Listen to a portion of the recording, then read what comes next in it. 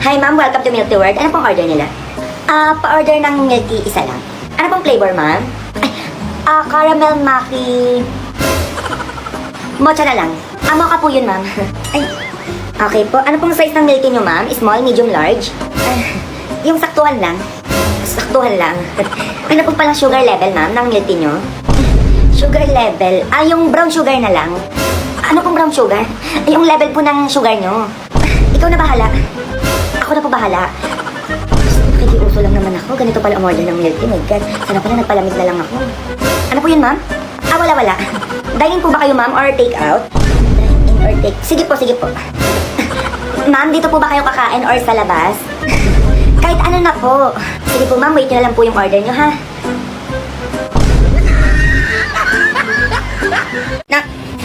Ma, maniningil ako ng utak kay Basing. Mag-iingat ka dito, ha? Madami nang gagaya ng anyo. Sige na. Sige na, alis na ako. Sarado mo yung pinto, ha? Tumabi ka dyan, dadaan ako. Ano Basing, ang tagal na ng utang mo, ano? Wala kang balak magbayad? Next week na, di makapaghintay, wala pang sahod yung asawa ko. Ganun. Ay, kung tagal na kaya kita ng hininga ngayon. Aba, kusunugin kita ngayon dyan. Oh, wala ka pa rin takot. Kaya kita lunurin dyan. Ay, grabe ka naman, Mari. Magkano ba utang ko sa'yo? Ha? 500? Ay, 1,000 na. Ayan, ganyan. Para wala na tayong problema ngayon, oh. Hindi yung gusto mo, yung tinatakot ka pa. Ay, Mari, alis na ako. May bibilin pa kasi ako, eh.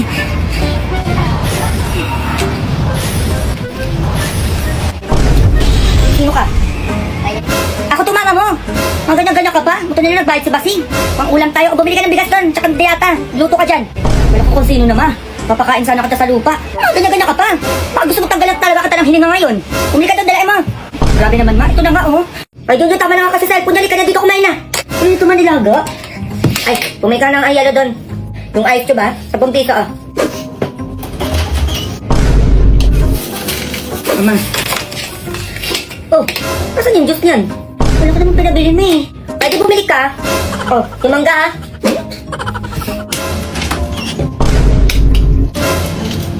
Hindi naman. Oh, tumplay mo na yan. Baka matulaw pa yung yelo niyan. Yan, hindi na ako nakakain. Hindi ako dalihan mo na, uwaw na ako. Okay na ito, ma. Sabi na yan. Saan yung baso? Kumuha baso dun. Hindi na ako nakakain, ta. Gutom na ako. Dalihan mo, puro ka pa reklamo. Nabubulungan na ako. O, ma, baso mo. O, hindi lagyan mo na yung baso ko. Sakto lang, ha? Sabi naman na yan, ma. Lalaki ang lakas. Puro ka reklamo dyan. Sabi ko sa'yo, tatamaan ka sa akin dyan. Gigigil ako sa'yo. Eh, ba't nakatulala ka pa dyan? Hindi ka pa kumain. Eh, baka may utos pa kayo, eh. Ay, tapos na ako. Kumain ka na dyan. Alam ko, meron pa. Ay, maghugas ka, ha? Tapos mo kumain. Ano ba yan? Ako ba din maghuhugas? Sabi mo, ako nang gigigil ako talaga. Kanina ka pa, eh.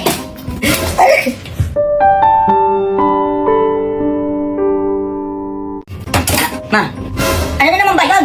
Inahamak mo ko, ma. Di ba nagpa-drawing ako sa'yo? Oo nga, bakit? Oh, pinapatawag ka sa school. Bakit patawag ka naman, Junjun? Ano naman ba yan? Dahil daw sa drawing, ma, kaya pinapatawag ka. Dahil sa drawing? Bakit daw? Ay, ka na punta tayo sa school nyo. A few moments later. Wala pa, ganda talaga niya ito, oo. Ma'am? Ay, maganda dyan na po pala kayo. Bakit niya po ako pinatawag? Good news po! Ha? Himala po yan, ma. Ano pong good news yan? Si Junjun po kasi ilalaban namin sa poster making contest sa ibang bansa po. Tignan niyo po yung drawing ng anak na ang ganda. Alam mo, hindi po ako nag-drawing yan, si mama po.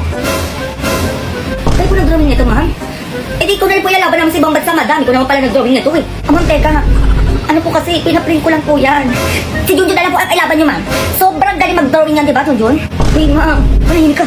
Ay, ma'am, pwede po makiram na notebook at saka ballpen po. Mag-drawing lang po si Junjun. Notebook at ballpen. Ito po. Ayan. Anak, di ba magaling ka mag-drawing ng bahay? Ipakita mo kayo na magaling ka mag-drawing. Dagaan mo.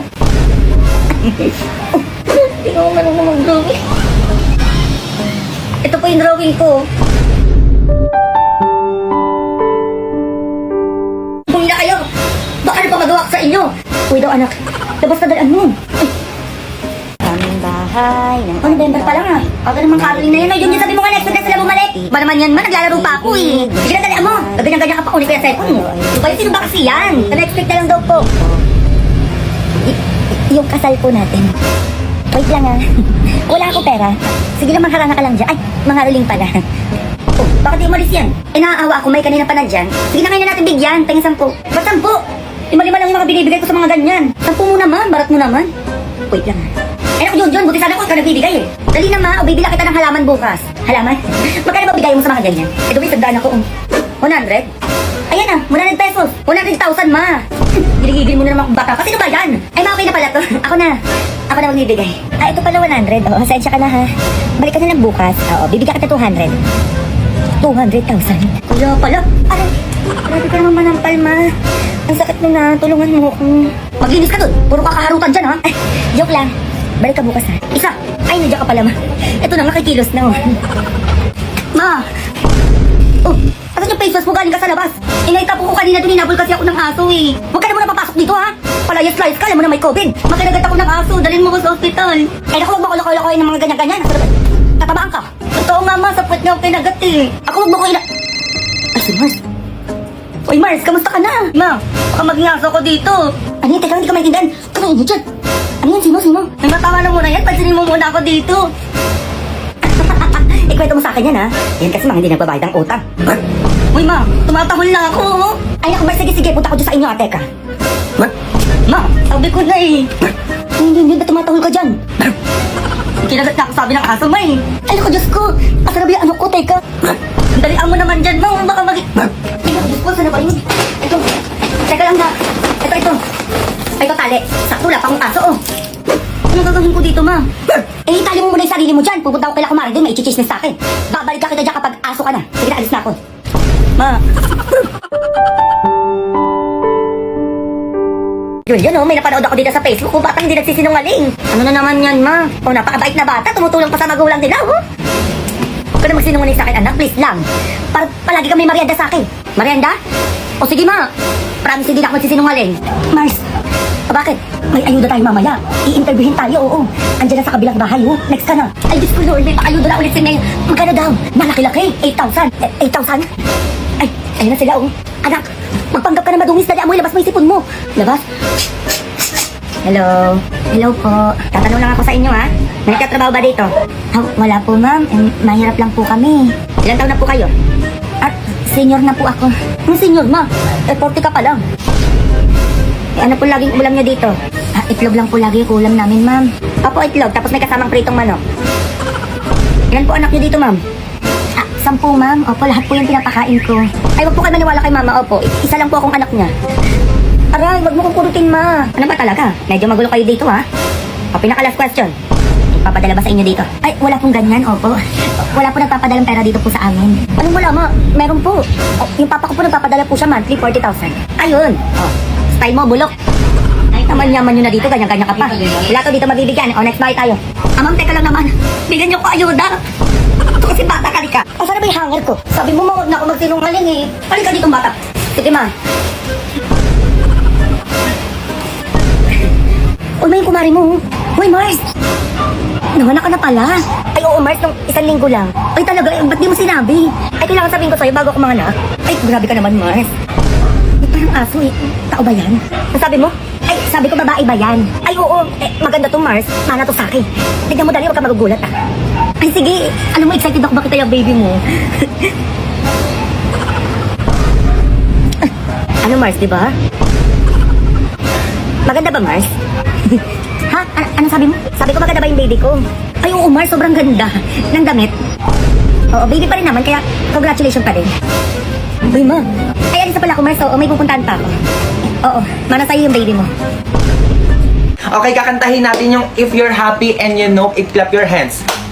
Alam ko na pakinggan nyo na yan. Okay, kapag nakanta nyo yan, bibigyan kayo ni teacher ng candy. Okay, tara na, magsimula na tayo.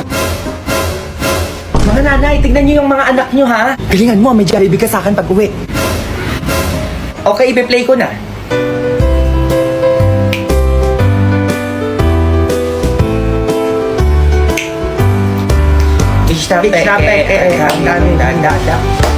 Sampal po.